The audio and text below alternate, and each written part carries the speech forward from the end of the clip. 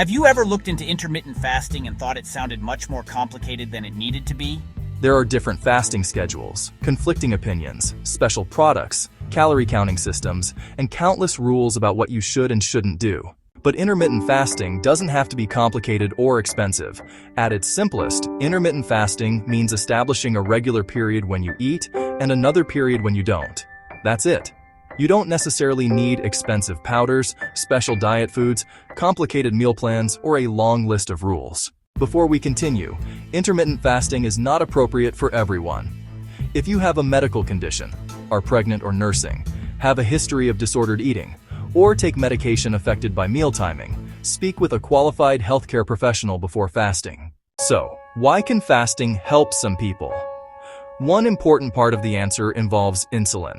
When you eat, especially foods containing carbohydrates, your body releases insulin. Insulin helps move glucose from your bloodstream into your cells, where it can be used for energy or stored for later. This is a normal and necessary process. But when we eat and snack continuously from early morning until late at night, insulin is being called upon repeatedly throughout the day. A fasting period gives your body a break from constantly processing new food. During that time, insulin levels generally decrease, allowing your body to begin using stored energy. This doesn't mean insulin is bad. It means understanding its role can make intermittent fasting easier to understand. For me, that simple explanation changed everything. Instead of thinking that I needed another restrictive diet, I began focusing on when I ate. I generally stopped eating at around 6 in the evening and waited until approximately noon the following day before eating again. That created an eating window of roughly 6 hours and a fasting period of approximately 18 hours. I did not begin by trying to make every meal perfect. I wasn't following a long list of special recipes, weighing every serving, or buying expensive diet products. You also don't need to begin with an 18-hour fast. In fact, starting too aggressively is one of the most common mistakes beginners make. A 12-hour fast can be an excellent place to begin. For example, you might finish dinner at 7 in the evening and eat breakfast at 7 the next morning. That is a 12-hour fasting period, and much of it happens while you are sleeping. Once that feels comfortable, you could try a 14-hour fast. You might finish eating at 7 in the evening and wait until 9 the following morning before eating again. Some people eventually choose a 16-hour fast with an 8-hour eating window. Others prefer 14 hours, while some feel better using a simple 12-hour schedule. Another common question is, what can you drink while fasting? The simplest choices are water, plain sparkling water, black coffee, and unsweetened tea.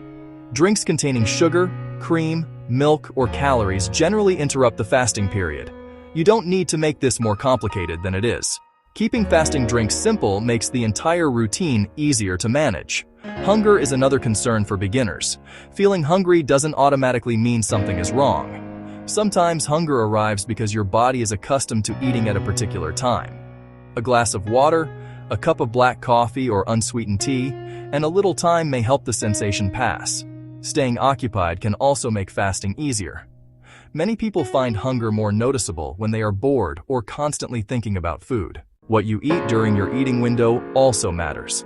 Fasting isn't permission to eat unlimited amounts of highly processed food. You don't need perfect meals, but balanced everyday foods can help you feel satisfied. Consider including protein, vegetables, fruit, healthy fats, and reasonable portions of carbohydrates. Eggs, chicken, fish, beans, yogurt, vegetables, salads, soups, rice, potatoes, and fruit can all fit into a practical approach. The goal is not to make food expensive or complicated. The goal is to make your routine sustainable. Late evening eating can also make fasting more difficult. If you regularly snack after dinner, that may be the first habit worth examining. Try deciding that dinner marks the end of your eating window.